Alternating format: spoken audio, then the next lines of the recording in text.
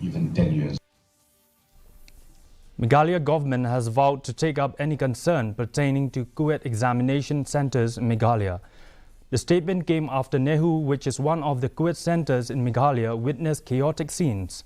Stating that Cuet is not something that the state government handles, Chief Minister Conrad K. Sangma said that if there are certain concerns, the government will take it up with concerned authorities.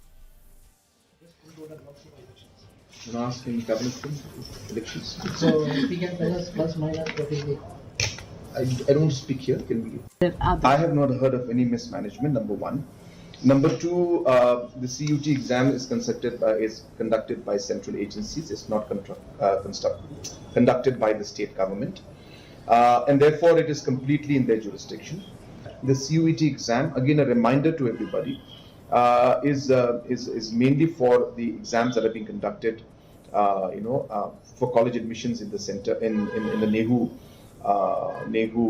courses, and that is the reason why today, after the amendment to the Captain Williamson Sangma University, we will be able to now affiliate all the colleges from Nehu to the state university, so that any college that is not planning to have any kind of course affiliated with Nehu doesn't need to affiliate with Nehu anymore in the future. And they will.